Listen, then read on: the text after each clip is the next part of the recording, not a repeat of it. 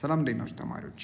ዛሬ በ10ኛ ክፍል ትምህርት ፊዚክስ ሌሰን ላይ እንግዲህ በዩኒት 4 ላይ ስታቲክ ኤንድ ካረንት ኤሌክትሪሲቲ በተሰኘው ዩኒት ላይ በዚህ ቪዲዮ የምንመለከተው ኮምቢኔሽን ኦፍ ሬዚስተርስ ኢን ኤ ሰርኪዩት በሰርኪዩት ውስጥ ያለ የሬዚስተሮች ኮምቢኔሽንን እንወያያለን ማለት ነው። እኛ ተቋሞች ስንሆን ቴሌግራም ላይ እንዲሁም ደግሞ ዩቲዩብ ላይ በመግባት በተጨማሪም ደግሞ ዌብሳይቱ ላይ ገብታችሁ መከታተል ትችላላችሁ።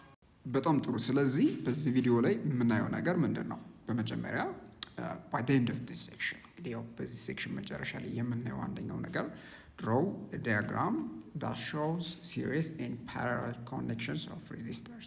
እንግዲህ series እና parallel የምንለው ሬዚስተሮች የምንቀጥልበት መንገድ የምናያይዝበት መንገድ ሲሆን ሰርኪዩት ውስጥ እንዴት ነው እነሱን ድሮው የምናደርጋቸው በስዕል የምናስቀምጣቸው የሚለውን አሳያችኋለሁ ማለት ነው።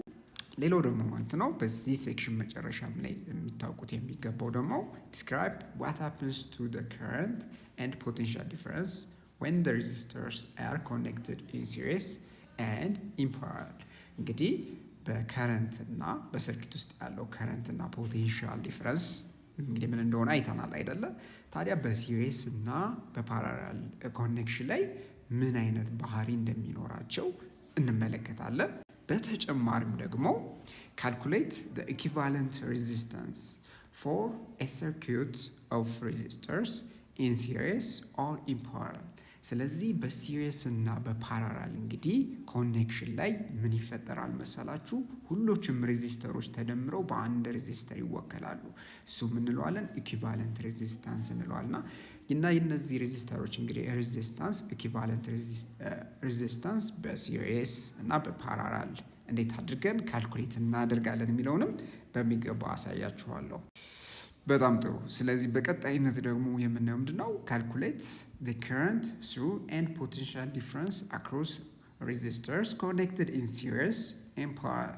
ስለዚህ ሬዚስተሮች በሲሪየስ እና በፓራላል እንግዲህ ኮኔክሽን ስንቀጥላቸው ስናያይዛቸው እንግዲህ በእነሱ ውስጥ ያለውን እንግዲህ ከረንት ፖቴንሻል ዲፍረንስ ምን ይመስላል የሚለውን ነገር ሬዚስተሮች ላይ የሚገኘውን ከረንትና ፖቴንሻል በሚገባ እናያለን። ለመጀመሪያ ስለዚህ ምንድነው መሰላችሁ በዚህ ሴክሽን ላይ የምናየው መሰላችሁ ሲምፕል ሰርኪዩት እንወስድና ይሄንን ሲምፕል ሰርኪዩት እንግዲህ ሬዚስተር እና ባትሪ ያለው ማለት ነው ሰርኪዩት ነው የምንወክል ማለት ነው። ስለዚህ ልትረሱት የማይገባው ነገር እንግዲህ ሬዚስተር ለምሳሌ እንደ አምፑል አይነት ሊሆን ይችላል ወይም የተለያዩ ኤሌክትሮኒክስ ዲቫይሶች ሊሆኑ ይችላሉ በሬዚስተር እንግዲህ በዚህ ሲምቦል ይወከላሉ። ሌላው ደግሞ ያው ፖቴንሻል ዲፍረንስ እንደ ባትሪ ደግሞ በምታዩት መንገድ ይወከላል ማለት ነው። ስለዚህ እነዚህን መሰረት አድርገን ነው የምናየው። ታዲያ ኮኔክሽኑ ለምሳሌ 2 ሬዚስተር 3 ሬዚስተር በሲሪስ በፓራላል የተቀጣጠሉ ሊሆኑ ይችላሉ። እናም እንግዲህ ቀደም ብዬ እንደነገርኳችሁ ሲሪስ እና በፓራላል የተቀጣጠሉ ሊሆኑ ይችላሉ። እዚህ ጋር አሁን ለምሳሌ በምስሉ ላይ እንደምትመለከቱት ማለት ነው ይሄ አይነት አቀጣጠል ሲሪስ ኮኔክሽን ይባላል። እዚህ ጋር ደግሞ የምትመለከቱት ፓራላል የሆነ ኮኔክሽን ነው። ስለዚህ እነዚህ አይነት ኮኔክሽኖችን እንዴት አድርገን ነው ሬዚስታንሳቸውን የምንፈልግ ኢኩቫለንት ሬዚስታንስ ማለትም የሁሉን ጥቅል ድምር የሚለውን ነው የምናየው። how many different paths can electric current flow in a series circuit? በሲሪስ ሰርኪዩት ውስጥ ኤሌክትሪክ ከረንት ወይም ኤሌክትሮን ፍሰት የኤሌክትሮኖች ፍሰት ምን ያህል መንገድ አለው እያለን ነው። so in a series circuit there is only one path for electric current to flow ብለን እንመልሳለን። በሲሪስ ሰርኪዩት ውስጥ ኤሌክትሪክ የሚፈሰው በአንድና በአንድ መስመር ብቻ ነው። ከዛ ውጭ ሌላ መስመር የለውም። እሺ ሌላው ደግሞ እስኪ ኤክሰርሳይዝ 4.20 ላይ ስንገባ if a series circuit containing a many light bulbs is opened and some of the light bulbs are removed, what happens when the circuit is closed? ምን እያለ መሰላችሁ እንግዲህ አንድ በጣም አነስተኛ የሆኑ መብራቶች ያሉት ሰርኪዩት አለ እና በዚህ አጋጣሚ አንዷ ለምሳሌ መብራት ሚኒ ላይት በልቧ ብትቃጠል ወይም ምን ይፈጠራል ነው የሚለን ወይም ብታስወግዱት ምን ይፈጠራል ነው የሚለን። ከዛ በቀጣይ ደግሞ what happens when the circuit closed መልሳችሁ ሰርኪቱን ደግሞ ዝግ ብታደርጉት ምን ይፈጠራል ነው። ታዲያ መልሳችን ኦል ኮምፖነንትስ አር ኮኔክትድ ኢንድ ቱ ኢንድ። እንደምትመለከቱት እነዚህ በልቦች ኢንድ ቱ ኢንድ ነው የተገናኙት፣ ጫፍ ከጫፍ ነው የተገናኙት ማለት ነው። ስለዚህ ምን ይፈጠራል መሰላችሁ? ኢፍ ኤኒ ፓርት ኢዝ ኢንተራፕትድ፣ አንደኛዋ አምፖል ለምሳሌ ኢንተራፕትድ አትሰራም እንበል፣ እዚህ ጋር የምትመለከቷት ቀይዋ።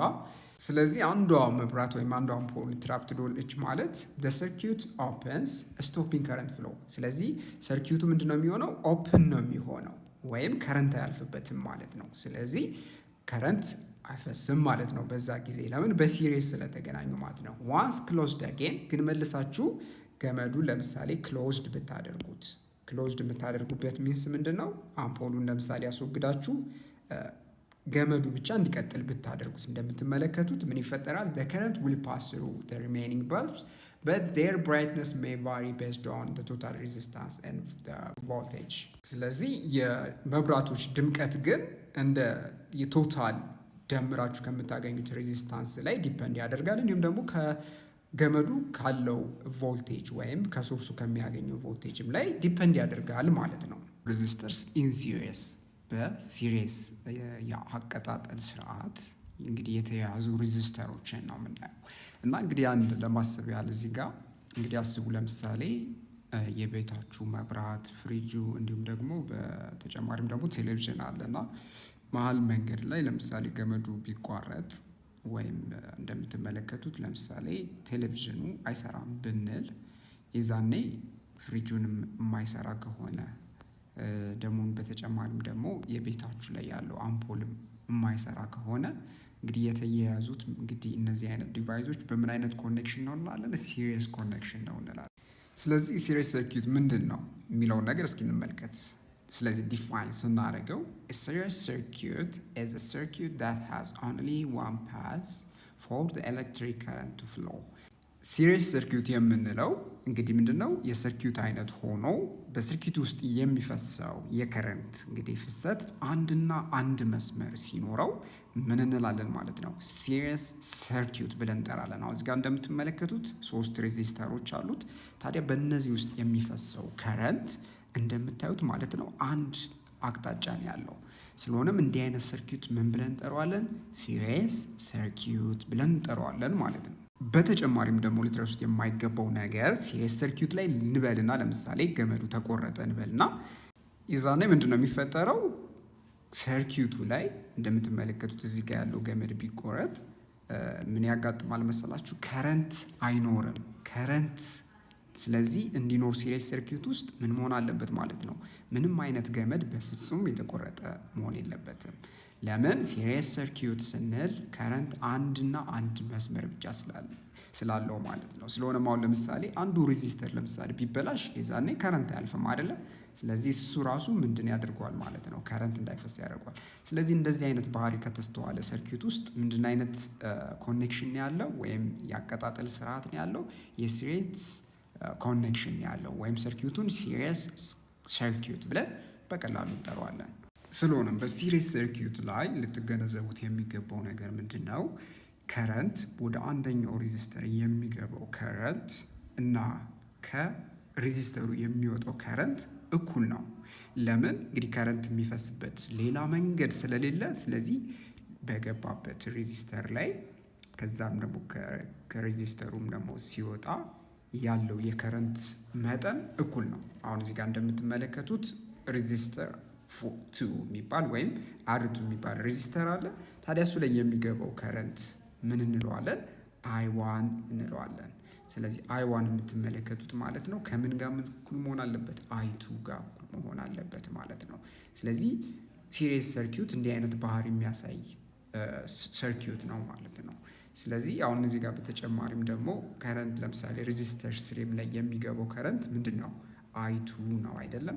ስለዚህ I2 ወደ R3 በሚገባበት ጊዜ እናም ደግሞ ከሬዚስተር 3 ወይም R3 የሚወጣው ከረንት I3 እንለዋለን። ስለዚህ ይሄ I3 ከI2 ጋር እኩል መሆን አለበት። እዚህ ጋር ያሳዩችሁ በቀላሉ ምንድን ነው እንግዲህ ከረንቶችን I2 I3 የሚለውን ነገር ምን ለመጠቆም መሰላችሁ? የሚገቡና የሚወጡ ከረንቶችን ለመጠቆም ነው እንጂ በዚህ ውስጥ ያለው ከረንት አንድ ከረንት ነው። እሱ ምንድነው እንደምትመለከቱት I ብለን እንወክለዋለን ማለት ነው። ስለሆነም እነዚህ እንግዲህ ከረንቶች የምትመለከቱት አንድ አይነት ከረንት ነው ማለት ነው ያለው። ሌላው ደግሞ በተጨማሪ ምን አለ መሰላችሁ በሲሪየስ ሰርኪዩት ጊዜ the potential difference across the battery V ምን እያለ ነው? ባትሪው ላይ የምንለካው ፖቴንሻል ዲፍረንስ ቪ ብለን እንውሰድ እና እንግዲህ እዚህ ላይ ያለው ፖቴንሻል ዲፍረንስ ምን ይለናል መስላችሁ? መስት ኢኳል the sum of the potential differences across the load። ስለዚህ በሎዶች ሎድ የምንለው ምን ማለታችን ነው? ሬዚስተሮችን ማለት ነው። ስለዚህ በሬዚስተሮች ላይ እንግዲህ ያለው የፖቴንሻል ዲፍረንስ በእያንዳንዱ ላይ ያለው ፖቴንሻል ዲፍረንስ ሲደመር የሚሰጣችሁ ውጤት ምንድነው?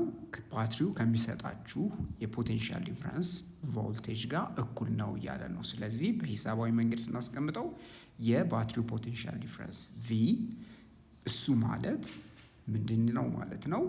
ቪ1 ሲደመር ቪ2 ቪ1 የምንለው ሬዚስተር አር1 ላይ ያለው የፖቴንሻል ዲፍረንስ ነው ሲደመር ቪ2 ሬዚስተር 2 ላይ ወይም አር2 ላይ ያለው ፖቴንሻል ዲፍረንስ ሲደመር ፋይናሊ የፖቴንሻል ዲፍረንስ አክሮስ አር3። ስለዚህ አር3 የምንለካው ፖቴንሻል ዲፍረንስ ጋር እኩል ነው ማለት ነው። ስለዚህ ቪ ኢኳልስ ቪ1 ፕላስ ቪ2 ፕላስ ቪ3 ብለን እንወክለዋለን ማለት ነው። ሌላው በዋናነት ልትይዙት የሚገባው ነገር ምንድን ነው? ሌትስ አይ ቢ the current through the circuit ማለትም አሁን እዚህ ጋር የምትመለከቱት አይ የተሰኘውን እንግዲህ በሰርኪት ውስጥ ያለውን ከረንት አድርገን እንውሰድ እና ምንድን ነው the current through each resistor is also I ይለናል። በእያንዳንዱ ሬዚስተር ላይ የሚያልፈው የከረንት መጠን ተመሳሳይ ነው ማለት ነው። ስለዚህ በሂሳባዊ አጻጻፍ እንዴት ልንጽፈው እንችላለን መሰላችሁ? አይ የምንለው ወይም የሚያልፈው ከረንት ምንድነው? ከአይ1 ጋር እኩል ነው ማለት ነው። ስለዚህም ከአይ2 ጋር ማለትም በሬዚስተር 2 እና 3 እንዲሁም ደግሞ ሬዚስተር 1 ላይ የሚያልፈው ከረንት ተመሳሳይ ነው ማለት ነው። ስለዚህ እንደምትመለከቱት በእነዚህ ውስጥ የሚያልፈው ከረንት እነዚህ አንድ አይነት ከረንት ነው። እሱንም ምን ብለን እንጠራዋለን? አይ ብለን እንጠራዋለን ማለት ነው። በተጨማሪም ደግሞ በሲሪስ ኮኔክሽን ጊዜ ወይም በሲሪስ ሰርኪዩት ላይ የምትመለከቷቸውን ሬዚስተሮች አር1 አር2 እና አር3 የእነዚህን ሬዚስተሮች ያላቸውን የሬዚስታንስ ቫሊዩ ወደ አንድ እንቀይረዋለን። ታዲያ ወደ አንድ ተጨምቀው የምናገኘው ቫሊዩ አር ኢኩቫለንት ወይም ኢኩቫለንት ሬዚስታንስ እንለዋለን።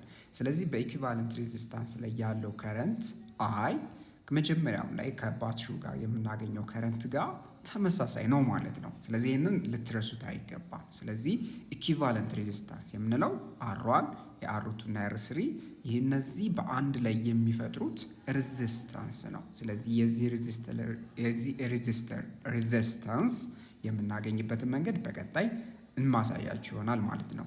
ምንድን ነው? ለምሳሌ አር ኢኩቫለንት የተሰኘው ይሄ ከአር1 ከአር2 ከአር3 ጋር እንዴት አድርገን ነው የምንደምራቸው፣ እንዴት አድርገን ነው ውጤቱን የምናገኘው የሚለውን አሳያችኋለሁ ማለት ነው፣ ከኔ ጋር እስከ መጨረሻ እስከቆያችሁ ድረስ። ስለዚህ አሁን ምን አያችሁ ማለት ነው? እዚህ ላይ አር ኢኩቫለንት እና የባትሪው ያለው ፖቴንሻል ዲፈረንስ ቪ እና በሰርኪት ውስጥ ያለው ከረንት የሚያገናኛቸው ሂሳባዊ ሪሌሽንሽፕ መሰላችሁ? እንግዲህ ከኦምስ ሎው መሰረት ምን ተምረን ነበረ? ቮልቴጅ ማለት ከረንት ሲባዛ ሬዚስታንስ ነው ብለናል። ታዲያ በዚህ ጊዜ ኢኩቫለንት ሬዚስታንስ የሚባለው የሁሉም ድምር ሬዚስታንስ በከረንቱ ሲባዛ ባትሪው ላይ ካለው ፖቴንሻል ዲፈረንስ ቪ ጋር እኩል ነው ማለት ነው። ስለሆነም ፖቴንሻል ዲፈረንሱን ዴልታ ቪ ልትሉ ትችላላችሁ ወይም ቪ ማለት እንችላለን ማለት ነው። ሁለቱንም በተቀያያሪ መንገድ መጠቀም እንችላለን። ስለሆነም እስኪ አሁን እንድን ይለናል እዚህ ጋር show that R equivalent equals R1 plus R2 plus R3። እንግዲህ ይሄ ኢኩቫለንት ሬዚስተር የአር1 የአር2 እና የአር3 ድምር መሆኑን አሳዩ እያለን ነው። ታዲያ እንዴት አድርገን ነው የምናሳየው ይሄንን ብላችሁ ከጠየቃችሁኝ በጣም በቀላሉ መንገድ አሳያችኋለሁ። አንደኛ ልትረሱት የማይገባችሁ ኢኩዌዥን አለ ቀደም ብለን ያየ ነው። ምን ብለን ነበረ? በባትሪው ላይ ያለው ፖቴንሻል ዲፈረንስ አለ። እሱ እንለዋለን ቪ ብለናል አይደለም? ቪ ማለት በሰርኪዩት ውስጥ ያለው ከረንት አይ ይሰኛል። ስለዚህ ይሄ አይ ሲባዛ በኢኩቫለንት ሬዚስታንስ ነው ብለናል። ይህ ማለት ደግሞ አይ ታይምስ አር ኢኩቫለንት ማለት እንችላለን። በተጨማሪ ደግሞ ምን ብለን ነበረ? በባትሪው ላይ ያለው ፖቴንሻል ዲፍረንስ ቪ የምንለው ምንድን ነው ብለናል? የሁሉም የፖቴንሻል ዲፍረንስ ድምር ነው። አር1 ላይ አር2 እና አር3 ላይ ያለ ድምር ነው ብለን ነበረ። ስለዚህ የምናደርገው ምንድን ነው? ቪ1 ሲደመር ቪ2 ሲደመር ቪ3 ነው። እነዚህ የምትመለከቷቸው ሬዚስተሮች ላይ ድሮፕ የሚያደርገው ወይም እነሱ ላይ ዌስት የሚሆነው የቮልቴጅ መጠን ድምርም ነው ብለን ነበረ። ስለሆነም አሁን ከዚህ ተነስተን ነው ስለዚህ የዚህ ኢኩዌሽን ላይ የምንደርሰው ማለት ነው። ስለሆነም የመጀመሪያው ላይ ቪ ኢኳልስ አይ ታይምስ አር ኢኩቫለንት ብለናል። በነገራችን ላይ ደግሞ እዚህ ላይ ቪ1 ቪ2 ቪ3 የምንላቸውን ደግሞ በምን መግለጽ እንችላለን? በቪ1 እና በአር1 በቪ2 እና አር2 በቪ3 እና አር3 መግለጽ እንችላለን። ስለዚህ አያይዘን አሁን የምንላለን እዚህ ላይ ቪ1 ማለት ምን ማለት ነው? አይ1 ታይምስ አር1 ነው። ቪ2 ማለት ደግሞ በተጨማሪ አይ2 ታይምስ አር2 ነው። በመጨረሻ ደግሞ ቪ3 የምንለው አይ3 ታይምስ አር3 ነው። ስለዚህ ምን የምናደርገው እዚህ ላይ አሁን የምትመለከቱት እንግዲህ ሪዛልት ቪ1 ቪ2 እና ቪ3 እዚህ ላይ እናስገባለን ማለት ነው። ስለዚህ ስናስገባ እዚህ ጋር እንደምትመለከቱት በግራ በኩል ስለዚህ ቪ ብለን የምንጠቅሰው ምንድነው ማለት ነው? አይ1 ታይምስ አር1 እንላለን። ይሄ ምንድነው? የፖቴንሻል ዲፍረንስ ቪ1 ዋጋ ማለት ነው። እሱን እንደምራለን ማለት ነው። ሌላ የምንደምረው ምንድነው? አይ2 ታይምስ አር2 ሌላ የምንደምረው በመጨረሻ አይ3 ታይምስ አር3 ነው። አሁን በዚህ አይነት ደረጃ ላይ የምናደርገው ምንድነው? አሁን እንግዲህ አይ1 አይ2 አይ3 የምንላቸው ተመሳሳይ ናቸው ብለን ነበረ። ይህም ደግሞ ምን እንደማለት ነው? እዚህ ላይ አይ1 የምንለው ነገር ከአይ2 ጋር አይ2 ደግሞ ከአይ3 ጋር በጠቅላላ ቶታል ከረንታቸው ከአይ ጋር እኩል ነው ብለናል። ይሄ በጣም ለሁላችሁ ግልጽ እንደሚሆን ተስፋ አደርጋለሁ። ስለዚህ እዚህ ላይ ቪ የምንለውን ነገር አይ1 አይ2 አይ3 የሚሉትን ነገር በአይ እንተካለን ማለት ነው። ስለዚህ አይ ታይምስ አር1 ሲደመር አይ ታይምስ አር3 ሲደመር አይ ታይምስ አር3 እዚህ ጋር አር3 ያልኩት አር2 ማድረግ ትችላላችሁ እዚህ ጋር። ስለሆነም አይ ኮመን ፋክተር እንወስድና ምን እንደምራለን? አር1 ሲደመር አር2 ሲደመር አር3 እናደርጋለን አይደለ? ስለሆነም እንግዲህ ቪ የምንለው እዚህ ላይ ምንድነው ብለን ነበረ? አይ ታይምስ ምንድን ነበረ? አር ኢኩቫለንት ነው ብለናል። ስለዚህ ደግሞ ምን ማለት ነው? አይ ታይምስ አር1 ሲደመር አር2 ሲደመር አር3 ስለሆነ እዚህ ላይ ቦት ሳይድ ከረንት አይን በአይ ካንስል አውት ማድረግ ትችላላችሁ ማለት ነው። ስለዚህ የሚቀራችሁ ምንድን ነው ማለት ነው? አር ኢኩቫለንት ወይም ኢኩቫለንት ሬዚስታንሱ አር1 ሲደመር አር2 ሲደመር አር3 ይሆናል ማለት ነው። ስለዚህ በዚህ መንገድ ከተቀመጠ የኮኔክሽኑ ኢኩቫለንት ሬዚስታንስ የእያንዳንዱ ሬዚስታንስ ድምር ነው ማለት ነው። ስለዚህ የሬዚስተር አር1 የእሱ ሬዚስታንስ ቫሊዩ አር1 ሲደመር አር2 ሲደመር አር3 አድርጋችሁ በቀላሉ መደመር ትችላላችሁ። ስለዚህ በቀጥታ ሬዚስታንሳቸውን ቫሊዩ ደምራችሁ ያንን ብላችሁ ትጠሩታላችሁ ኢኩቫለንት ሬዚስታንስ አር1። እሱም ደግሞ በቀላሉ መደመር ነው ማለት ነው። እጅግ በጣም ቀላል ማለት ነው። ስለዚህ እንበልና ለምሳሌ ከ3 በላይ ሬዚስተር አለ እንበልና እዚህ ጋር እንደምትመለከቱት አር1 አር2 አር3 አርኤን ብለን እንጥቀሰው። አርኤን ማለት እንግዲህ ብዙ ወይ 6 ወይ 7 ሬዚስተሮች ሊሆኑ ይችላሉ ማለት ነው። ስለዚህ ይህንን አይነት ሰርኪዩት ወደ ምን ቀይረዋለን? ወደ አንድ ኢኩቫለንት ሬዚስታንስ ያለው ሰርኪዩት እንቀይራለን ማለት ነው። ታዲያ ስንቀይር ማለት ነው ይሄ የምናገኘው አር ኢኩቫለንት የምንለው ነገር ምንድነው ማለት ነው? አር ኢኩቫለንት ማለት አር1 ሲደመር አር2 ሲደመር አር3 ሲደመር እያል እየቀጠልን እየደመርን እስከ መጨረሻው ሬዚስተር አርኤን ድረስ ያለው ነው ማለት ነው። ስለዚህ በቃ ባጭሩ ኢኩቫለንት ሬዚስተር ሲሪስ ላይ ሁሉንም ሬዚስታንስ የሬዚስታንሳቸውን የሁሉንም ሬዚስተር ደምረው በቀላሉ ማስቀመጥ ነው ማለት ነው። ስለዚህ አርትሜቲክ ድምር ነው ማለት ነው። አርቲሜቲክ ሰም ነው ማለት በቀጥታ የሚደመር ነው ማለት ነው። ኤክሰርሳይዝ 4.21 እስኪ እንስራ። What happens to the value of the current when a number of resistors are connected in series circuit? ስለዚህ what would be their equivalent resistance ይለናል። ምን እየጠየቀን ነው? እንግዲህ ብዙ ቁጥር ያለው ሬዚስተሮችን በሲሪስ ኮኔክት ብታደርጉት የከረንቱ ቫሊዩ ላይ ምን ይፈጠራል፣ ምን ይሆናል እያለን ነው። ደግሞ በተጨማሪም ደግሞ ኢኩቫለንት ሬዚስታንሱስ ምን ይሆናል፣ what would be the equivalent resistance እያለን ነው። ታዲያ መልሳችን in a series circuit በሲሪስ ሰርኪዩት ጊዜ the current through each resistor is constant due to a single path for flow። ስለዚህ በሲሪስ ሰርኪዩት ጊዜ ልትገነዘቡት ልትረሱት የማይገባው ነገር በእያንዳንዱ ሬዚስተር ውስጥ የሚፈሰው ከረንት ምንድነው? ኮንስታንት ነው፣ ወጥ የሆነ ነው። the equivalent resistance is the sum of individual resistance። የኢኩቫለንት ሬዚስታንሱን ግን ስንወስድ ምንድነው የሚሆነው? የሁሉም ሬዚስታንስ ድምር ነው የሚሆነው። so this increases overall resistance። ስለዚህ ሬዚስተሮች ጨመሩ ማለት ምንድነው ማለት ነው የሚሆነው? ሬዚስታንሱም ይጨምራል ማለት ነው። so reducing current according to ohms law። ስለዚህ ሬዚስታንሶች ከጨመሩ ሬዚስተሮች ከጨመሩ ወይም ሬዚስታንሳቸው ኢኩቫለንት ሬዚስታንሳቸው ስለሚጨምር የዛኔ በኦህምስ ሎው መሰረት ከረንቱ እንዲቀንስ ያደርገዋል ማለት ነው።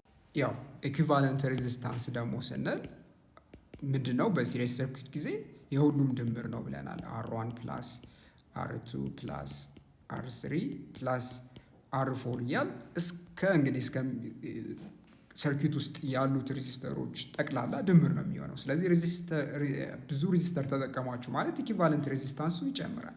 ስለዚህ በኦህምስ ሎው ደግሞ ስንጠቀም ከረንት ማለት ቮልቴጅ ሲካፈል ሬዚስታንስ ነው አይደለም። ስለዚህ ኢኩቫለንት ሬዚስታንሱ ከጨመረ ምክንያቱም ብዙ ሬዚስተሮች ሲጨምሩ ስለሚጨምር ከረንትም በኦህምስ ሎው መሰረት ሬዚስታንሱ ስለሚጨምር ቮልቴጁ ኮንስታንት ስለሆነ ከረንቱ ይቀንሳል ማለት ነው። ስለዚህ የምትይዙት ቁልፍ ነገር ምንድን ነው? ቁልፍ ሀሳብ the equivalent resistance in a series circuit is the sum of the circuit resistance። ስለዚህ በሲሪስ ውስጥ ያለ ኢኩቫለንት ሬዚስታንስ ዋጋው የሬዚስታንሶቹ ሰርኪዩት ውስጥ ያሉ የሬዚስታንሶቹ ድምር ነው ማለት ነው። በተጨማሪም ደግሞ እንግዲህ በእንደዚህ አይነት ሰርኪዩት ውስጥ እንበልና አንደኛው ሬዚስተር ተበላሸ ማለት ምንድን ነው ይፈጠርም ማለት ነው? ከረንት አይኖርም ሰርኪዩት ውስጥ። ስለዚህ ሁሎችም ሬዚስተሮች የሚሰሩ መሆን አለባቸው ማለት ነው። አንደኛው ከተበላሸ ሁሉም ሬዚስተሮች አይሰሩም ማለት ነው። ስለዚህ ሬዚስተሩ ሬዚስታንሳቸው ተጠቆመ ብቻ ሳይሆን ወይም ሬዚስታንሳቸው ዋጋ የተሰጠ ብቻ ሳይሆን የሚሰሩ ሊሆኑ ይገባል ማለት ነው። በሲሪስ ሰርኪዩት ጊዜ ልትገነዘቡት ልትረሱት የማይገባው ነገር በእያንዳንዱ ሬዚስተር ውስጥ የሚፈሰው ከረንት ምንድነው? ኮንስታንት ነው፣ ወጥ የሆነ ነው። እሺ ሌላ ደግሞ በተጨማሪ አሁን በሁለተኛ ክፍል የምናየው ምንድነው? ሬዚስተርስ ኢን ፓራራል። በፓራራል አቀጣጠል የተቀጠሉ ሬዚስተሮች ምንድን ይመስላሉ የሚለውን እስኪ እንወያይ። so a parallel circuit is a circuit that has more than one path for the electric current to flow። እንግዲህ ፓራራል ሰርኪዩት የምንለው ከኤሌክትሪክ ከረንት ከፖቴንሻል ሶርሱ የምታገኙት ምን አለ ማለት ነው። በሱ የሚያልፈው ከረንት የሚያልፍበት እንግዲህ አቅጣጫዎች ምንድናቸው? ብዙ ከሆኑ ወይም የሚያልፍበት የከረንቱ የሚተላለፍበት መንገዶች ብዙ አይነት መንገዶች ከሆነ ከተገኘ የአይነት አቀጣጠል ስርዓት ምን ብለን እንጠራዋለን? ፓራራል ሰርኪዩት ብለን እንጠራዋለን።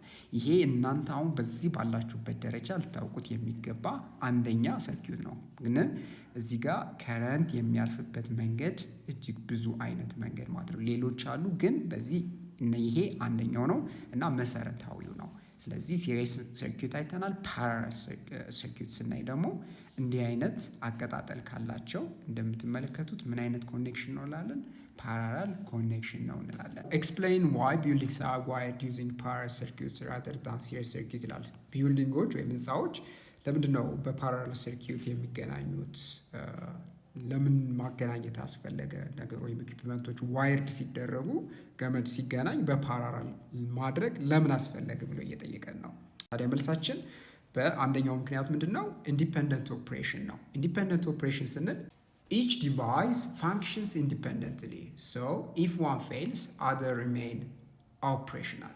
ስለዚህ ፓራላል ኮኔክሽን ጊዜ ጠቀሜታው መሰላችሁ እንግዲህ ያው ብዙ ኢኩፕመንቶች ወይም ብዙ ሬዚስተሮች ይኖራሉ። ስለዚህ እንደዚህ ስታገናኛቸው እንደምትመለከቱት ከፖቴንሻል ሶርሱ ጋር ማለት ነው ምንድነው ማለት ነው ኦፕሬት የሚያደርጉት ሁሉም ለየብቻቸው ነው ኦፕሬት የሚያደርጉት ማለት ነው። ስለዚህ ኢንዲፔንደንትሊ ነው ሁሉም ኦፕሬት የሚያደርጉ ማለት። ስለዚህ አንደኛው ሬዚስተር ፌል አደረገ ማለት ወይም አይሰራም ብንል ሁለተኛው ሬዚስተር አይሰራም ማለት አይደለም። ለምን? በሱ ውስጥ የሚያልፍ ከረንት ስላለ ለብቻው ኦፕሬት ስለሚያደርግ ለብቻው ስለሚሰራ መስራቱን ይቀጥላል ማለት ነው። ሌላው ደግሞ አስፈላጊነቱ ምንድነው? ፉል ቮልቴጅ ሰፕላይ ነው። ፉል ቮልቴጅ ሰፕላይ ስንል ሙሉ ለሙሉ ከፖቴንሻል ሶርሱ ያልተቋረጠ ወይም ያልቀነሰ ቮልቴጅ እንዲያገኝ ያደርገዋል። ስለዚህ አሁን ለምሳሌ ሁለት ሬዚስተሮችን እንውሰድ። እዚህ ጋር እነዚህ ሁለት ሬዚስተሮች የተገናኙበት ፖቴንሻል ሶርስ አለ እና ከፖቴንሻል ሶርሱ የሚያገኙት ቮልቴጅ ምንድነው ብለን ነበረ? ተመሳሳይ ነው ብለናል። ወይም እኩል ፖቴንሻል ዲፍረንስ ነው ሼር የሚያደርጉት። ስለዚህ ሙሉ የሆነ የቮልቴጅ ሰፕላይ ያገኛሉ ሬዚስተሮች ማለት ነው። ሶ ዲቫይስ ሪሲቭ ዘ ፉል ቮልቴጅ ኢንሹሪንግ ኦፕቲማል ፐርፎርማንስስ ወይም ከፍተኛ የሆነ ፐርፎርማንስ እንዲኖራቸው ያደርገናል ማለት ነው። ሶ አንላይክ ሲሪየስ ሰርኪዩት ዌር ቮልቴጅ ኢዝ ዲቫይድድ፣ ግን በሲሪየስ ሰርኪዩት ብታደርጉት ሁለቱም ሬዚስተሮች ቮልቴጁን ሼር ያደርጉታል። ማለትም ቮልቴጁን ይካፈሉታል እንጂ ሼር አያደርጉትም። ምን ለማለት ነው? አሁን በሲሪየስ ስታገናኙ ማለት ነው ምንድነው የሚፈጠር መሰላችሁ? ያለው የፖቴንሻል ድሮፕ ሁለቱ ሬዚስተር ላይ ምንድነው ማለት ነው የሁለቱ የፖቴንሻል ድሮፕ ሲደመር ነው የዋናውን ፖቴንሻል ሶርስ የሚሰጣችሁ። ስለዚህ ፖቴንሻሉን እዚህ ላይ ምንድነው የሚያደርጉት? ፖቴንሻሉን ዲቫይድ ያደርጉታል፣ ለሁለት ምን ያደርጉታል ማለት ነው? ይካፈሉታል ማለት ነው። እዚህ ላይ ግን ምንድነው የሚያደርጉት? ይጋሩታል። እዚህ ጋር ይካፈላሉ ፖቴንሻሉን፣ በፓራላል ጊዜ ደግሞ ሼር ያደርጋሉ፣ ይጋራሉ ማለት ነው። ስለዚህ ጋር ሲጋሩ እዚህ ጋር ደግሞ ይካፈላሉ ማለት ነው ፖቴንሻል ሶርሱን። ስለዚህ ከዚህ የተነሳ በፓራላል ኦፕሬት ሲደረጉ በፓራላል ኮኔክሽን ሲገናኙ ሙሉ የሆነ የፖቴንሻል ምንድን ያገኛሉ ማለት ነው? ሰፕላይ ያገኛሉ። ሌላው ጥቅም ምንድን ነው? ፍሌክሲቢሊቲ ኤንድ ሴፍቲ። ሴፍቲ እና ወይም ደህንነትና በጣም እንግዲህ በተቀያያሪ ለመጠቀም ዲቫይሶችን ፍሌክሲብሊ ለመጠቀም ነው ማለት ነው። ሶ ሜንቴናንስ is easier as individual components can be isolated for repairs, enhancing reliability and efficiency in electrical system. ስለዚህ ለጥገና ለምሳሌ አንድን ዲቫይስ ሜንቴን ማድረግ ብትፈልጉ በፓራላል ሰርኪዩት ጊዜ በቀላሉ ትገነጥሉታና ሌላኛውን ሬዚስተር አፌክት ሳታደርጉ ተጽዕኖ ሳታደርጉ በቀላሉ ምን ለማድረግ ያስችላችኋል ማለት ነው። ሜንቴን እንድታደርጉ ጥገና እንድታደርጉ ይረዳችኋል ማለት ነው። ስለዚህ በእነዚህ ምክንያት ፓራላል ሰርኪዩት እጅግ በጣም ጠቃሚ የሆነ ሰርኪዩት ነው ወይም ዋይሪንግ ነው ማለት ነው። በተለያዩ ቢልዲንጎች ላይ በየቤታችንም የተለያዩ ቦታዎች ላይ ልንጠቀመው የሚገባ ኮኔክሽን ነው ማለት ነው። ሌላ ማስታወሳችሁ ምንድነው? ቤት ላይ ለምሳሌ ለበዓል እንደ ዲኮሬቲቭ ማቴሪያል የምንጠቀምበት መብራቶች አሉ። አሁን የክሪስማስ መብራቶች አይደሉ አይደለ? እነሱን አሁን ብትመለከቷቸው የተያያዙበት ወይም የተቀጠሉበት መንገድ ከገመዱ ጋር በፓራላል ኮኔክሽን ነው። ስለዚህ እያንዳንዱ በልቦች ያላቸው ኮኔክሽን የፓራላል ሰርኪዩት ይሰራል ማለት ነው። ስለሆነም አሁን እዚህ ላይ የምናየው ምንድን ነው? እነዚህን ሬዚስተሮችን እንዴት ነው ወደ አንድ ሬዚስታንስ የምንቀይራቸው? ያላቸውን የሬዚስታንስ ቫልዩ ወደ አንድ መቀየር አለብን ብለናል አይደል መጀመሪያ። ስለዚህ እንዴት አድርገን ነው የምንቀይረው የሚለውን ነገር አሳያችኋለሁ ማለት ነው። ስለዚህ በመጽሐፋችሁ ላይ የተጠቀሰው ስዕል ላይ እንደምትመለከቱት አሁን 3 ሬዚስተሮች በፓራላል መንገድ ተያይዘዋል። ፓራላል ያሰኘው ምንድን ነው እንግዲህ በአር ላይ የሚገባው ከረንት I1፣ I2 ደግሞ በአር2 ላይ የሚያልፈው ከረንት ነው። I3 ደግሞ በአር3 የሚያልፈው ከረንት ነው። እና እነዚህ የከረንት ቫልዩ ምን ማለት ነው? የነዚህ የከረንቱ ድምር ነው ከሰርኪዩቱ ከፖቴንሻል ሶርሱ የሚወጣው ከረንት ጋር እኩል የሚሆነው። ምን ማለት ነው? አይ የምንለው ነገር የምታዩት ከረንት እዚህ ጋር ከፖቴንሻል ዲፍረንሱ የምናገኘው ከረንት ማለት I1 ሲደመር I2 ሲደመር I3 ነው። እንግዲህ የከረንቱ ድምር ማለት ከሰርኪት ውስጥ ካለው ቶታል ከረንት ጋር አንድ ከሆነ ታዲያ ይህን የምንቀይርበት እንግዲህ መንገድ ወይም እነዚህ የምትመለከቷቸውን ሬዚስታንስ ቫልዩ ወደ አንድ ኢኩቫለንት ሬዚስተር እንቀይረዋለን፣ አር ኢኩቫለንት። ስለዚህ አሁን አር ኢኩቫለንትን ነው ከአር1 አር2 አር3 ላይ ለማገናኘት የምንሞክረው። ታዲያ ይህን መሰረት ስናደርግ ዋናው መነሻችን ምንድን ነው? ከረንቱ ማለት በሬዚስተሮች ውስጥ የሚያልፈው ከረንት ሲደመር ከባትሪው ከሚገኘው ከረንት ጋር እኩል ነው ብለን ነው የምንነሳው ማለት ነው። ስለሆነም አሁን ምን እያልን ነው መሰላችሁ? show that the formula derivation 1/R equivalent equals 1/R1 plus 1/R2 plus 1/R3። እንግዲህ ይሄ ኤክስፕሬሽን ምንድን ነው?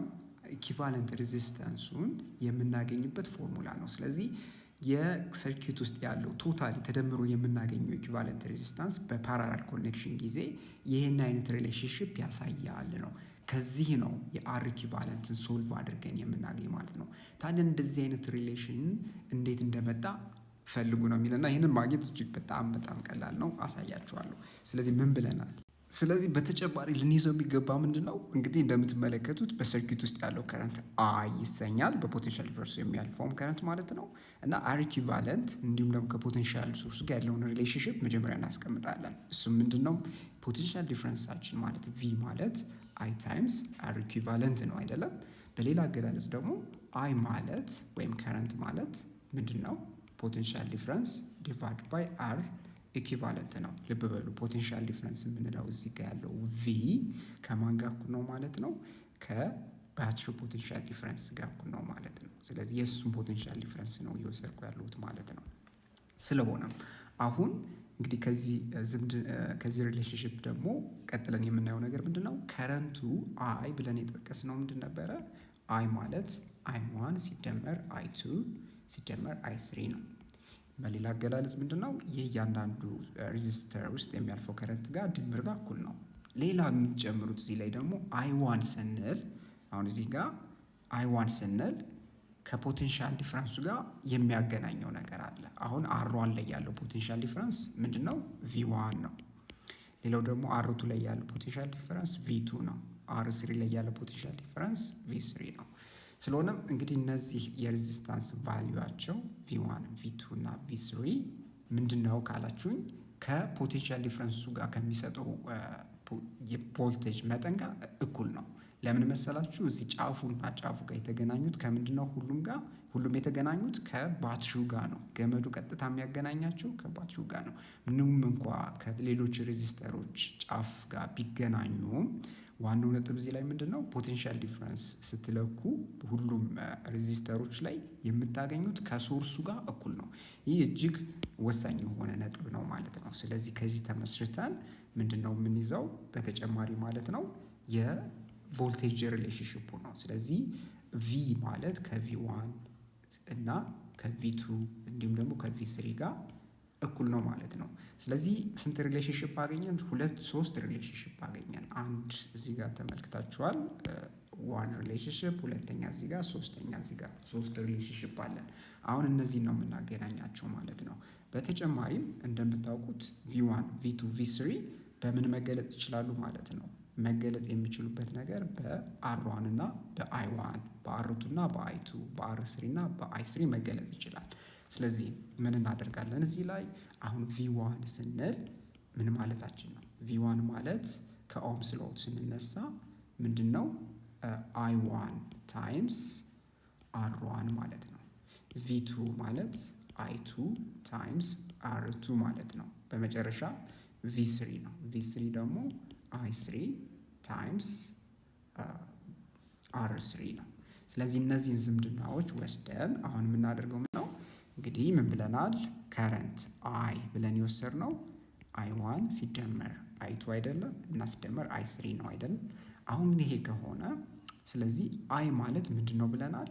ከፖቴንሻል ዲፈረንሱ ጋር ያለው ሪሌሽንሽፕ አይ ማለት ቪ ዲቫይድድ ባይ አር ኢኩቫለንት ብለናል ቀደም ብለን ማለት ነው። አይ1 ማለት ደግሞ ምን ብለናል?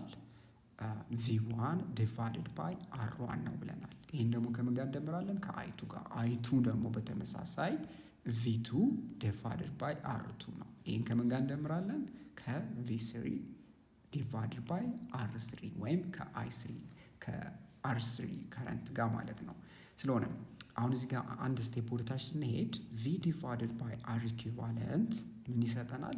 V1 V2 V3 ኮመን አድርገን እንወስዳለን በዚህ ጊዜ። ይህ ማለት ከV ጋር እኩል ስለሆኑ ወይም ባትሪው ከሚሰጠው ፖቴንሻል ዲፍረንስ ጋር V ዲቫይድድ ባይ R1 ሲደመር V ዲቫይድድ ባይ R2 ሲደመር V ዲቫይድድ ባይ R3 እናደርጋለን። ስለዚህ እንደምታዩት ኮመን እንግዲህ ቫልዩ አለን ማለት ነው። ስለዚህ V ዲቫይድድ ባይ R ኢኩቫለንት ማለት ቪን ኮመን እንወስድና 1 ኦቨር R1 ሲደመር 1 ኦቨር R2 ሲደመር 1 ኦቨር R3 እናደርጋለን። ታዲያም እንደምታዩት ቦት ሳይድ ፖቴንሻል ዲፍረንስ በፖቴንሻል ዲፍረንስ ይጠፋል። የሚቀረን ውጤት 1 ኦቨር R ኢኩቫለንት ማለት 1 ኦቨር R1 ሲደመር 1 ኦቨር R2 ሲደመር 1 ኦቨር R3 ነው።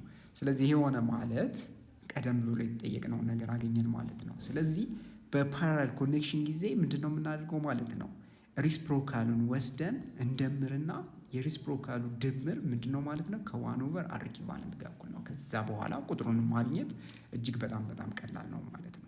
ስለዚህ አሁን እዚህ ጋር አንድ ኤግዛምፕል እንሰራለን የበለጠ ግልጽ ለማድረግ in the circuit shown in the figure 4.18 find a ምን ይለናል? the equivalent resistance እንደምትመለከቱት ሬዚስተሮች አሉ 5 ኦም 12 ኦም 3 ኦም 4 ኦም ያላቸው ከባትሪው ከ12 ቮልት ባትሪ ጋር የተገናኙ ማለት ነው።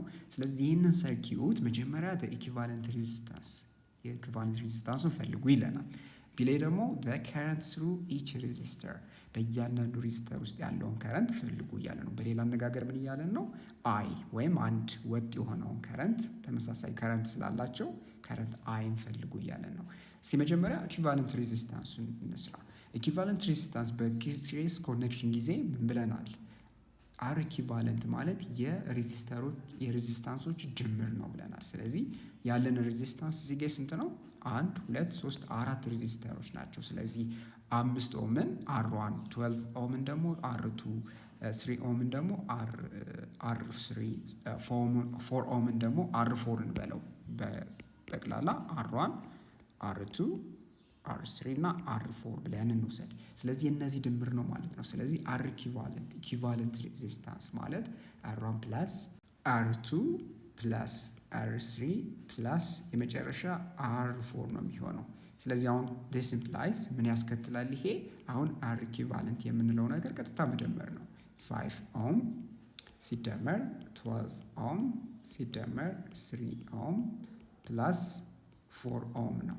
ስለዚህ ጠቅላላ ስትደምሩት ምን ታገኛላችሁ? 12 ኦም የሚያህል ቫልዩ ታገኛላችሁ ማለት ነው። ስለዚህ ይሄ ኢኩቫለንት ሬዚስታንስ ነው። ስለዚህ ኢኩቫለንት ሬዚስታንስ ስንል ምንድነው ካላችሁኝ፣ ያው ቀደም ብለን ሬዚስተሩን እነዚህን ያላቸውን ሬዚስታንስ ወደ አንድ ስንቀይር የምናገኘው የሬዚስታንስ ቫልዩ ነው። ስለዚህ ይህንን አር ኢኩቫለንት ኦልሬዲ ስንታገኘን 12 ኦም አግኝተናል ማለት ነው። ታዲያ ፖቴንሻል ሶርሱ 12 ምንድነው ብለናል? ቮልቴጅ ነው። አሁን በቀጣይ የምንፈልገው ታዲያ ምንድነው? ቢ ላይ ዋትስ ዘ ከረንት ስሩ ዘ ሰርኪዩት ነው። በእያንዳንዱ ሬዚስተር ውስጥ ያለው የሚያልፈው ከረንት አይን ፈልጉ ነው። ስለዚህ እንግዲህ ፖቴንሻል ሶርሱ የሚሰጠን ማለትም ባትሪው የሚሰጠን 12 ቮልት ካለ ሬዚስታንስ ኢኩቫለንት ሬዚስታንሱ በሁሉም የሁሉም ሬዚስተንስ ሲደመር 12 ኦም ከሆነ በቀላሉ ማግኘት እንችላለን። እንዴት ነው የምናገኘው መሰላችሁ?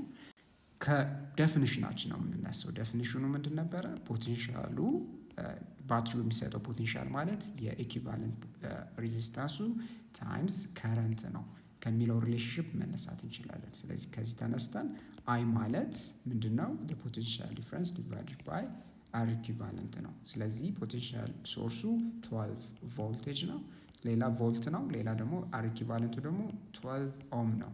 ስለዚህ 12 ኦም ስንል ምን ማለታችን ነው? 12 ቮልት ፐር አምፒር ነው አይደለም?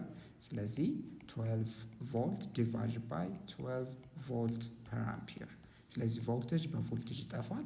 ስለዚህ 12 ባይ 12 ኢኳልስ 1 አምፒር ይሰጠናል ሪዛልቱ ማለት ነው። በቀጣይነት ደግሞ የምንሰራው ምንድን ነው? ፓራላል ሰርኪዩት ነው። ኢን ዘ ሰርኪዩት ሾውን ኢን ፊገር 4.19 ፋይንድ ዘ ኢኩቫለንት ሬዚስታንስ ይለናል። እንግዲህ በምትመለከቱት በፓራላል ኮኔክሽን የተያያዙ ምን አሉ ማለት ነው ሬዚስተሮች አሉ። የእነዚህን ኢኩቫለንት ሬዚስታንስ ፈልጉ ይለናል። ቢላይ the current through the battery and each resistor።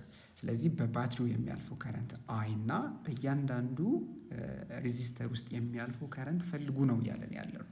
ስለዚህ ሬዚስተሩ እንግዲህ ምን ብለን ቀይረዋለን ማለት ነው። እዚህ ላይ እንደምትመለከቱት ወደ አንድ ኢኩቫለንት ሬዚስተር ስንቀይረው እዚህ ጋር የምትመለከቱትን ይህንን አር ኢኩቫለንት እንለዋለን። ስለዚህ አር ኢኩቫለንትን ቫልዩ ከ6 ኦም 12 ኦም እና እንዲሁም ደግሞ በ12ኛው ኦም መግለጽ ነው ማለት ነው። ስለዚህ እዚህ ላይ የምንጨምረው ነገር ደግሞ ሌላ ምንድን ነው? በ6 ኦም የሚያልፈውን ከረንት ምን እንበለው? I1 እንበለው። በ12 ኦም የሚያልፈውን ከረንት I2 እንለዋለን።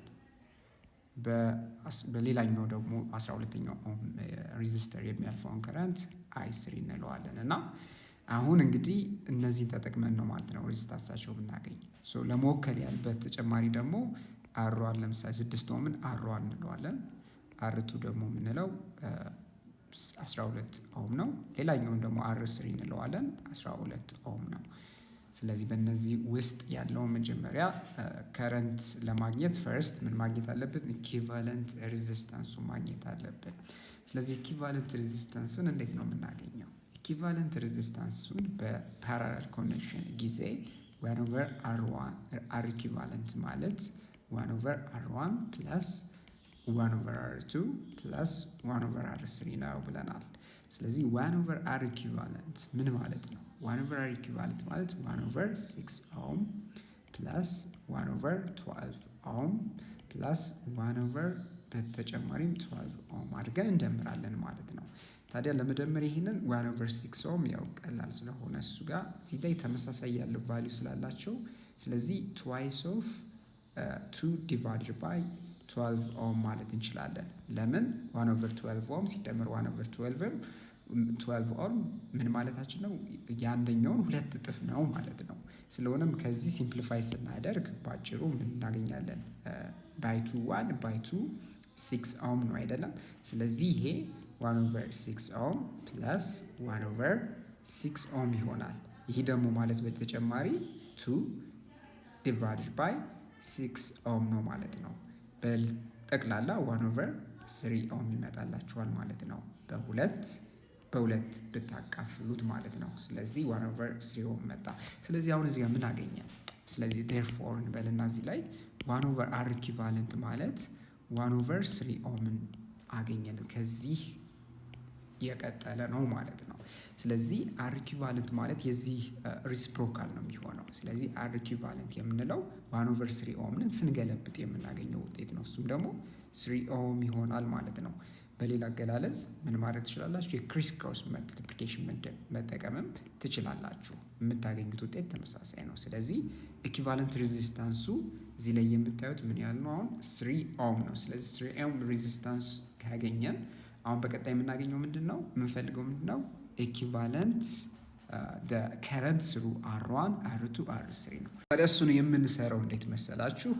I1 ማለት ምንድን ነው? በኦምስ ሎው መሰረት V1 ዲቫይድድ ባይ R1 ነው። ይሄን ታውቃላችሁ። ስለዚህ አሁን V1 V2 V3 ስንል ምን ማለታችን ነው? የR1 ሬዚስታንስ ላይ R2 ሬዚስታንስ ላይ R3 ሬዚስታንስ ላይ ያለው ቮልቴጅ ነው።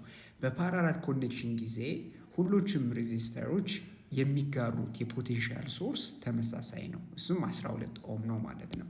ስለዚህ ከማስላታችን በፊት እዚህ ላይ ምን ማለት አለብን? V1 ከV2 ጋር እኩል ነው፣ ከV3 ጋር እኩል ነው። ጠቅላላ ከፖቴንሻሉ ከሶርሱ ጋር እኩል ነው። እሱም ስንት ነው ማለት ነው? 12 ቮልት ነው ማለት ነው። ስለዚህ አሁን ምን እናደርጋለን? V1 12 ቮልት ነው። R1 ስለዚህ ምን ያህል ነው? 6 ኦም ነው። ስለዚህ 6 ኦም ማለት ምንድን ነው? ቮልቴጅ ፐር አምፒር ነው። ስለዚህ 12 ቮልት ዲቫይድድ ባይ 6 ቮልት ፐር አምፒር ቮልቴጅ በቮልቴጅ ስለሚጠፋ የምታገኙት 2 አምፒር ነው የሚሆነው። ስለዚህ ይሄንን ካገኘን በቀጣይ ደግሞ የምንሰራው ምንድነው? I2 ነው። I2 ምን ማለታችን ነው? V2 ዲቫይድድ ባይ R2 ነው በኦምስ ሎው መሰረት። ስለዚህ V2 እዚህ ጋር የተሰጠን ምን ያህል ነው? V2 ከሶርሱ ፖቴንሻል ሶርስ ጋር እኩል ስለሆነ አሁን ምንድን ነው የምናደርገው እዚህ ላይ የቪቱ ዋጋ 12 ቮልት ነው። 12 ቮልት ዲቫይድድ ባይ አርቱ በዚህ ጊዜ ምን ያህል ነው? 12 ኦም ነው። ይህ በሌላ አገላለጽ 12 ቮልት ዲቫይድድ ባይ 12 ቮልት ፐር አምፒር ነው። ኦምን ወደ ቮልት ፐር አምፒር እንቀይራለን ወደ ኤስአይ ዩኒቱ። በተመሳሳይ እንደምታዩት እዚህም ላይ ቮልቴጅ በቮልቴጅ ይጠፋል። ጠቅላላ 1 አምፒር እናገኛለን ማለት ነው። ሌላው ምንድነው? አይ3 ነው የምንፈልገው። አይ3 በተመሳሳይ ምን ማለታችን ነው? ቪ3 ዲቫይድድ ባይ አር3 በቀላሉ። ስለዚህ ቪ3 ከሶርሱ ጋር ከፖቴንሻል ከባትሪው ፖቴንሻል ዲፈረንስ ጋር እኩል ስለሆነ እሱም ምንድነው ብለን እንወስዳለን? 12 ቮልት ነው። እሱም ከምናካፍላለን ከ12 ኦም ጋር። ስለዚህ ይሄ ምን ይመጣል ማለት ነው? በተመሳሳይ ስሌት 1 አምፒር ይመጣል። ያው እንደምታውቁት እዚህ ጋር ኦም የሚለው ቮልት ፐር አምፒር ብላችሁ ቀይራችሁ ስታሰሩ የምታገኙት 1 አምፒር ነው ማለት ነው። በጣም ጥሩ። ስለዚህ አሁን እዚህ ጋር ምን ታያላችሁ? ከረንት I1 I2 I3 ጠቅላላ አገኘን ውጤታቸውን እና ስለዚህ ያገኘነው ውጤት ምን ያህል ነው? 1 አምፒር እንዲሁም ደግሞ በ6 ኦም ላይ የሚያርፈው 12 አምፒር። ስለዚህ ቶታል ከረንቱ በዚህ አጋጣሚ እንደው ጥያቄው ከኤግዛምፕል ወጣ ብለን አይ ማለትም በባትሪው የሚያልፈው ከረንት አይ የምንለው ምንድነው? የአይ1 የአይ2 የአይ3 ድምር ነው። ስለዚህ አይ1 ሲደመር አይ2 ሲደመር አይ3 ጠቅላላ ድምራቸው ምን ማለት ነው? 2 አምፕ ፕላስ 1 አምፒር ፕላስ 1 አምፒር ጠቅላላ ምን ይሰጠናል? 4 አምፒር ይሰጠናል ማለት ነው። በተጨማሪ ማለት ነው። ስለዚህ በተጨማሪ በባትሪው የሚያልፈውን ከረንት ማስራት ቻልን ማለት ነው። ግን እኛ የተጠየቅነው አይ1 አይ2 እና አይ3 ነው ማለት ነው። ግን እንደዚህ አድርገን ጠቅላላ አድርገን ሰመራይዝ ማድረግ እንችላለን።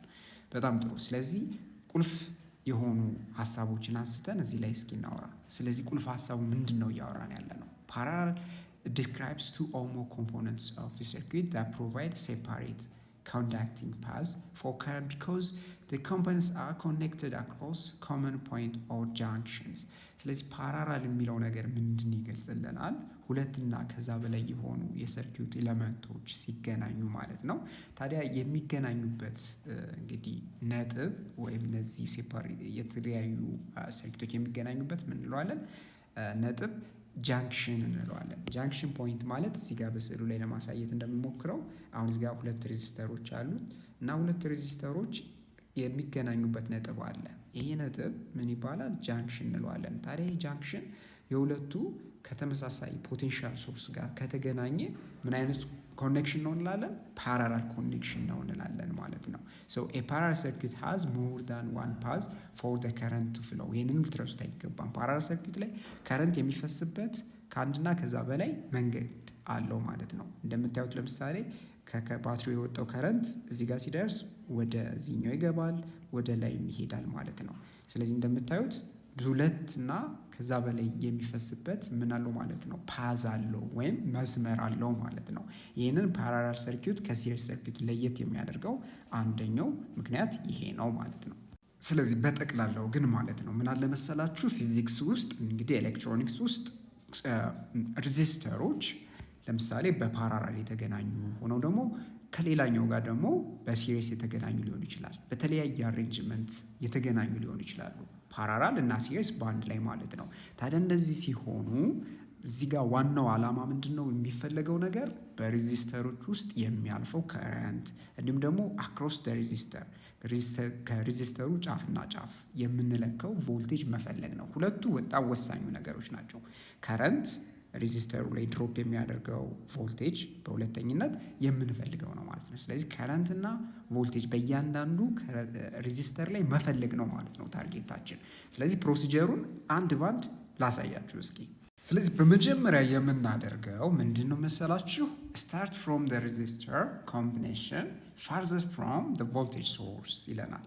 ከምን ያለ ነው? ከቮልቴጅ ሶርሱ ራቅ ያለው ኮኔክሽን ጀምሩ ነው። ይሄ ኮኔክሽን ታዲያ ፋይንድ ዘ ኢኩቫለንት ሲሪስ ኤንድ ፓራላል ሬዚስታንስ ይላል። ስለዚህ ከዛ እንግዲህ ከቮልቴጅ ሶርሱ ራቅ ያለውን አንዱን ኮኔክሽን እንመርጣለን። አሁን እዚህ ጋር እንደምትመለከቱት በፓራላል ኮኔክትድ የሆነ አለ 2 ሬዚስተሮች። ታዲያ ምንድን ነው የምናደርገው? እነዚህን ወደ አንድ ሬዚስተር እንቀይራቸዋለን፣ ወደ አንድ ሬዚስታንስ ቫልዩ። ስለዚህ 4 ኦም የተሰኘው ሬዚስታንስ አለ። ታዲያ ሌላው እነዚህን ወደ አር ኢኩቫለንት እንቀይራለን፣ ወይም ምንድነው ኢኩቫለንት ሬዚስታንስ ወዳለው አንድ ሬዚስተር እንቀይረዋለን ማለት ነው። ስለዚህ ይህን ሬዲዩስ እና ታዲያ በቀጣይነት ምን ይለናል? reduce the current until there is a single loop with one total equivalent resistance። ስለዚህ እስከ መጨረሻ ሰርኪቱ እዚህ ውስጥ የምትመለከቱት አንድ ኢኩቫለንት ሬዚስታንስ እስኪኖረው ድረስ ምን አድርጉት ነው የሚለን?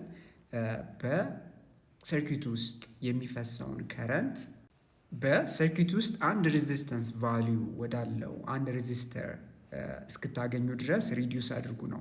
ለምን ካላችሁኝ አሁን ለምሳሌ እዚህ ጋር ከረንት ለምሳሌ በዚህ እንደምትመለከቱት ፍሎው ያደርጋል በ4 ኦም ላይ። አሁን ወደ 5 ኦም የሚፈስ ከረንት አለ፣ ሌላ ደግሞ በ9 ኦም የሚፈስ ከረንት አለ። ታዲያ እነዚህ ከረንቱ አንድ ሉፕ ሆኖ ወደ አንድ ኢኩቫለንት ሬዚስተር እስከሚቀየር ልክ እዚህ ጋር እንደምትመለከቱት አንድ ፖቴንሻል ሶርስ ወይም ባትሪ እና አንድ ኢኩቫለንት ሬዚስታንስ እስከሚፈጠር ድረስ ሪዲዩስ አድርጉ ነው የሚለን። በጣም ጥሩ። ስለዚህ በቀጣይነት ደግሞ የምንከተለው ስቴፕ ምንድን ነው?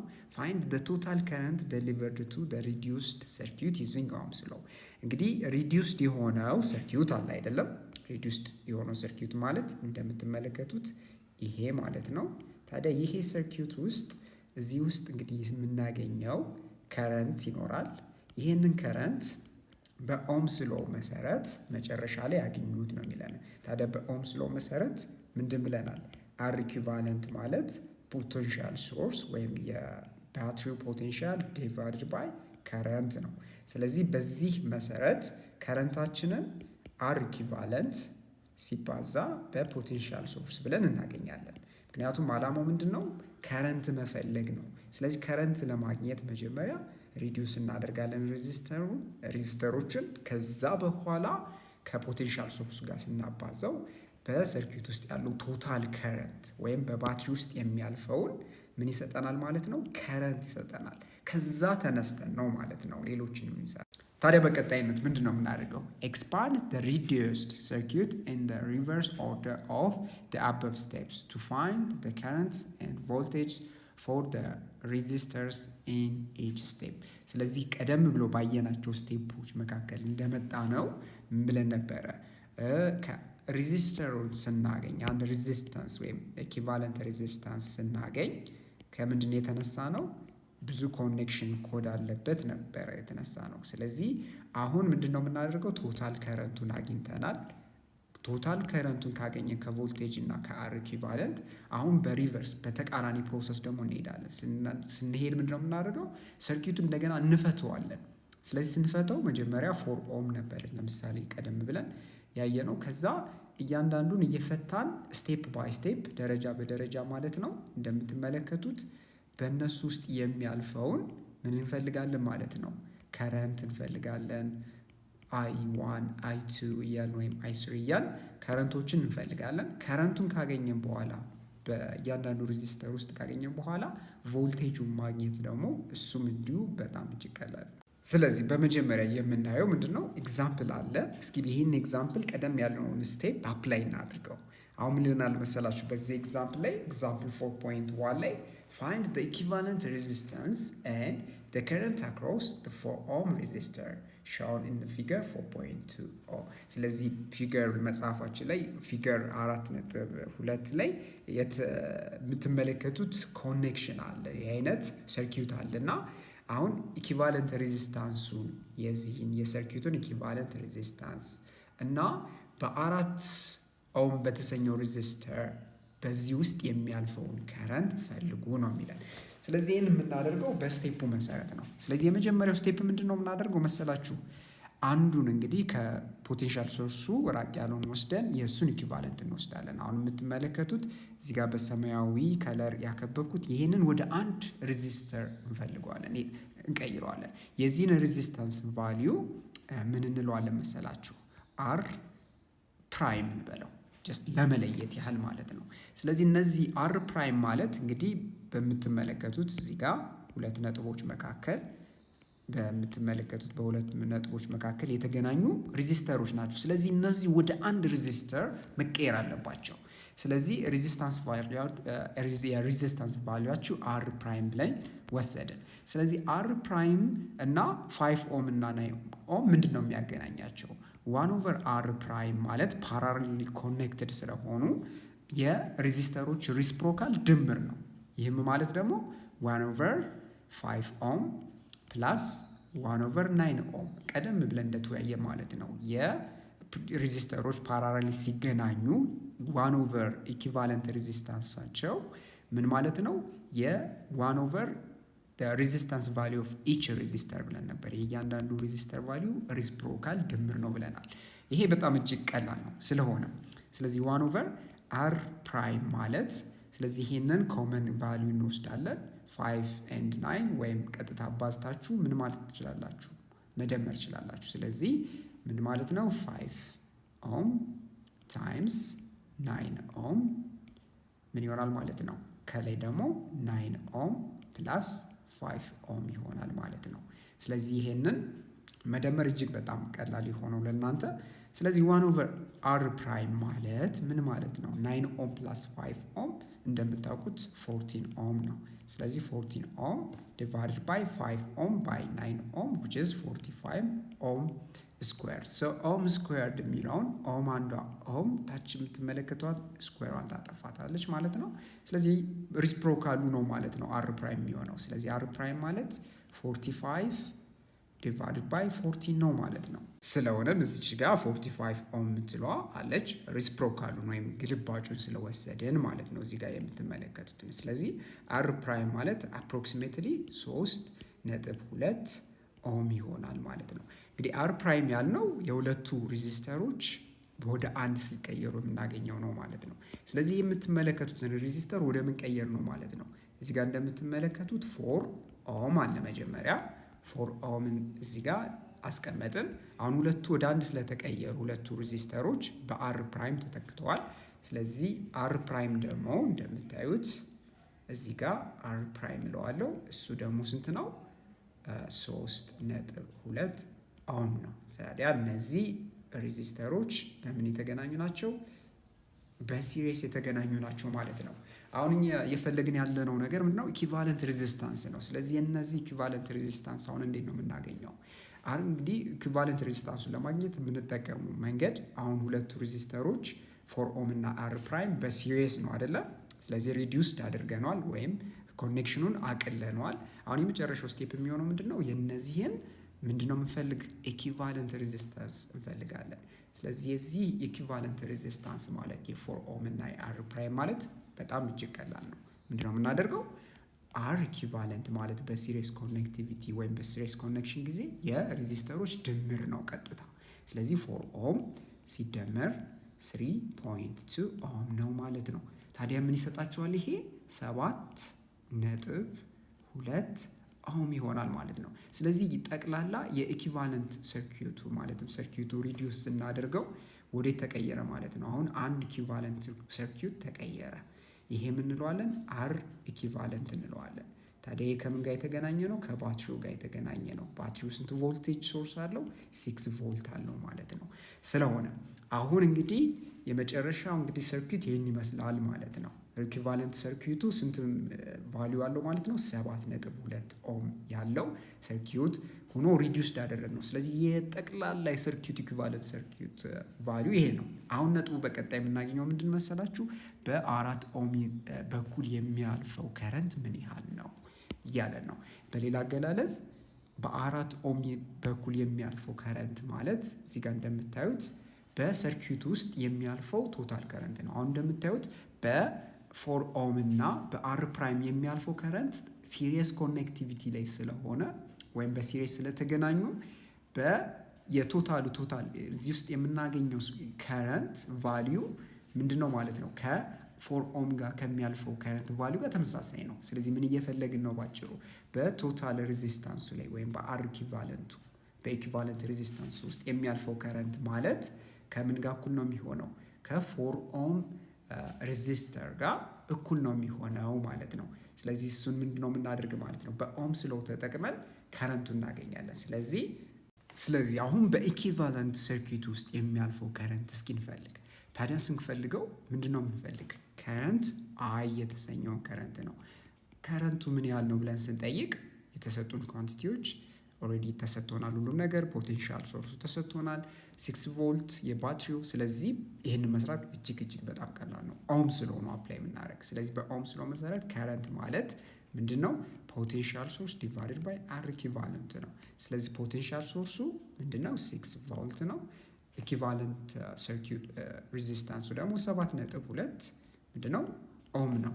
በሌላ አገላለጽ 6 ቮልት ዲቫይድድ ባይ 7.2 ቮልት ፐር አምፒር ማለት ነው። ታዲያ ይህን ስታካፍሉት ምን ይሰጣል? ስለዚህ ይህንን ስናካፍል እዚህ ጋር ቮልቴጅ በቮልቴጅ ይጠፋል። እንዳያችሁት ቮልቴጅ በቮልቴጅ ከጠፋ ቶታሊ የምናገኘው 0.83 አቅራቢያው ማለት ነው ምንድን ነው የምናገኘው? አምፒር ነው የሚሆነው ከረንቱ ማለት ነው።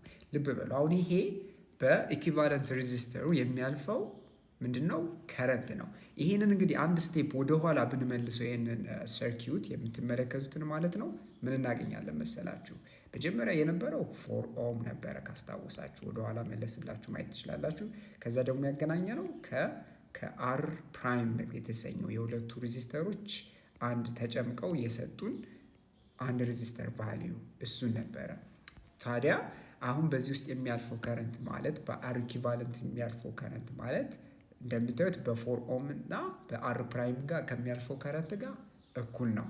ለምንድን ነው ካላችሁኝ የተገናኙት በሲሪየስ ሰርኪዩት ስለሆነ በባትሪው በኩል የሚያልፈው ከረንት ማንን ነው የሚያገኘው? 4 ኦምን እና አር ፕራይም የተሰኘውን ሬዚስተር የእሱን ነው የሚያገኘው። ስለዚህ በሱ ውስጥ የሚያልፈው ከረንት ተመሳሳይ ነው። ስለዚህ በ4 ኦም በተሰኘው ሬዚስተር የሚያልፈው ከረንት ምን ያህል ነው ማለት ነው? 0.83 አምፒር ነው ማለት ነው። ስለዚህ በዚህ መሰረት የ4 ኦምን አግኝተናል ማለት ነው። አሁንም በልና እንግዲህ ቀደም ብለን የሰራ ነው በ4 ኦም በኩል የሚያልፈውን ከረንት አግኝተናል።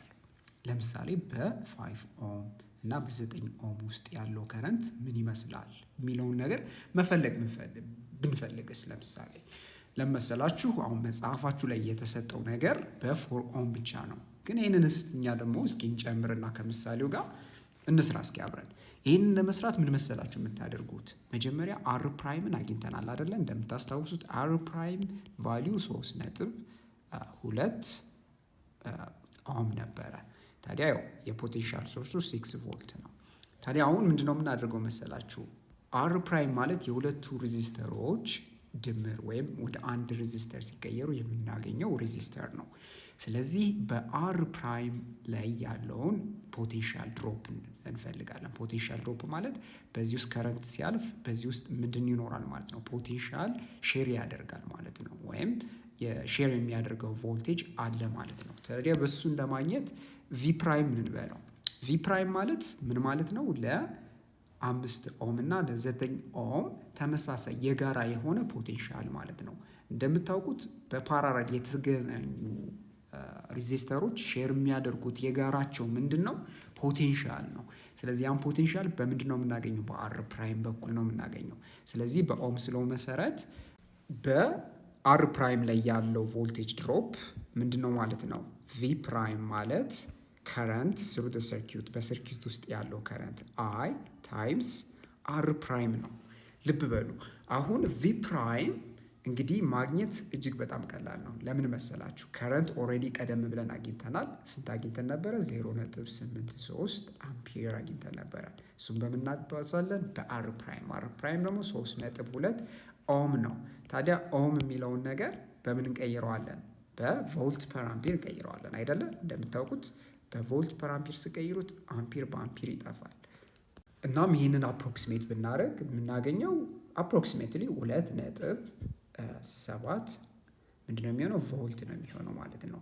ይህንን አቅራቢያ ውጤት ወስደን ማለት ነው። እንግዲህ ልብ በሉ አሁን ቮልቴጁ ለ5 ኦም እና ለ9 ኦም የጋራ የሚጋሩት ቮልቴጅ አለ። ስለዚህ አሁን እኛ ከረንት ስሩ 5 ኦም በ5 ኦም በኩል የሚያልፈውን ከረንት እንበልና አይ1 እንበለው። በ9 ኦም በኩል ደግሞ የሚያልፈውን ከረንት አይ2 ልበለው። ይኸው እንደምታውቁት ከረንቱ መጀመሪያ ሲመጣ አይ ነበረ ከፖቴንሻል ሶርሱ። ታዲያ እዚህ ጋር እንደምታዩት ልክ ምን ይሆናል ማለት ነው? ጃንክሽን ፖይንቱ ላይ ሲደርስ ይከፋፍላል ወደ ሁለት ከረንት።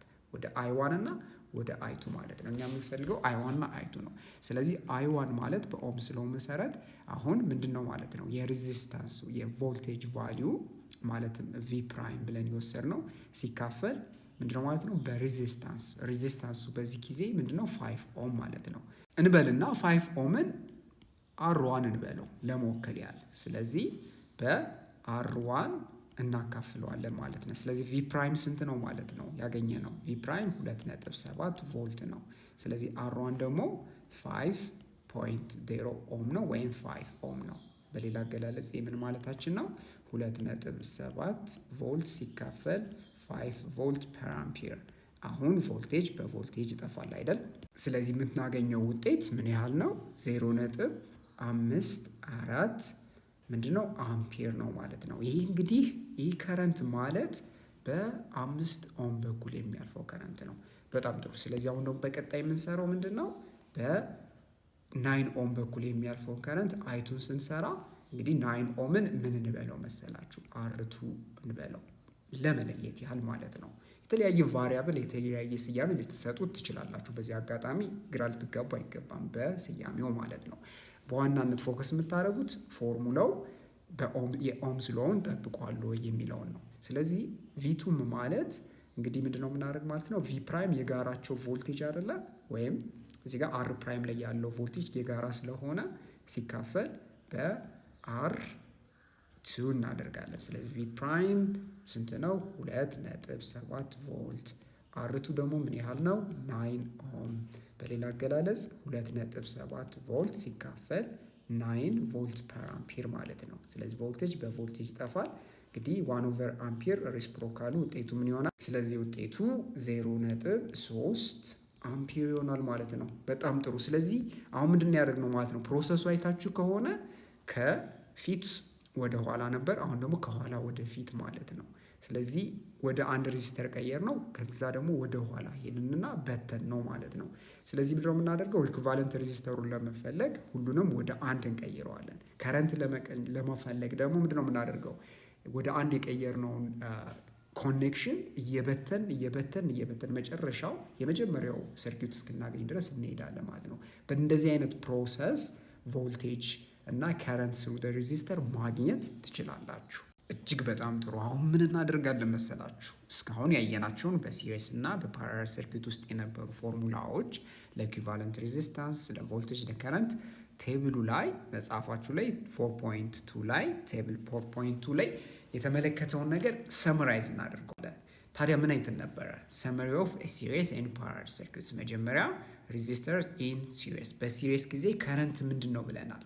ከረንት ተመሳሳይ ነው ብለናል። በሬዚስተሮች ውስጥ ያለው በሲሪስ ኮኔክሽን ጊዜ እኩል ነው። ስለዚህ አይ ማለትም በባትሪው በኩል የሚያልፈው ከረንት ከአይ1 ጋር ማለትም ከሬዚስተር 1 በኩል ከሚያልፈው በሱ ውስጥ ከሚያልፈው ከረንት ጋር እንዲሁም ደግሞ I2 በR2 ውስጥ ከሚያልፈው ከረንት ጋር በተጨማሪም ደግሞ በI3 ማለትም በR3 ከሚያልፈው ከረንት ጋር እኩል ነው ማለት ነው።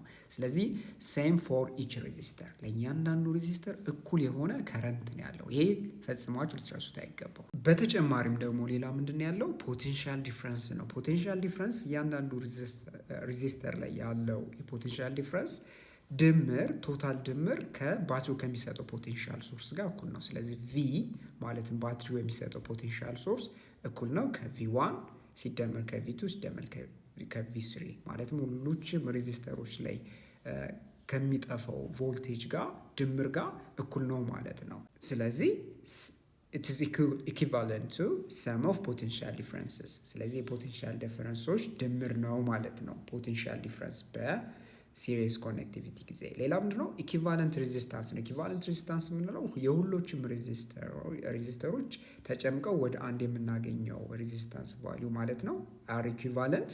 ስለዚህ ኢኩቫለንት ሬዚስታንስ ከአር1 ከአር2 ከአር3 ጋር ቀጥታ ደምረን የምናገኘው ነው። ስለዚህ ኢኩቫለንቱ ሰም ኦፍ ኢንዲቪጁዋል ሬዚስተርስ የእያንዳንዱ ሬዚስተሮች ድምር ነው ማለት ነው። በቀጥታ ደምራችሁ ነው የምታገኙት። መቼ?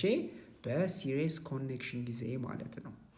በፓራላል ኮኔክሽን ጊዜስ ሬዚስተርስ ኢን ፓራላል ምን ይመስላል? መጀመሪያው ከረንት ነው። በባትሪ ውስጥ የሚያልፈው ከረንት አይ በእያንዳንዱ ሬዚስተር ላይ እንደምትመለከቱት በእንደዚህ አይነት መንገድ የተገናኘ ሬዚስተሮች በእነሱ ውስጥ ከሚያልፈው ከረንት ድምር ጋር እኩል ነው። ስለዚህ ኢኳልስ ሰም ኦፍ ከረንት እያንዳንዱ ውስጥ ያለው ከረንት በእያንዳንዱ ሬዚስተር ውስጥ የሚያልፈው ከረንት ሲደመር በባትሪ ውስጥ ከሚያልፈው ከረንት ጋር እኩል ነው። ሌላው ምንድነው? ፖቴንሻል ዲፍረንስ ነው። ፖቴንሻል ዲፍረንስ በእያንዳንዱ ሬዚስተር ውስጥ ያለው የፖቴንሻል ዲፍረንስ ከሶርሱ ጋር እኩል ነው።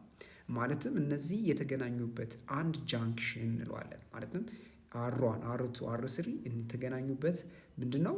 ሁሎችም የተገናኙበት ነጥብ ጃንክሽን እንለዋለን። ጃንክሽን መገናኛ ነጥብ ነው።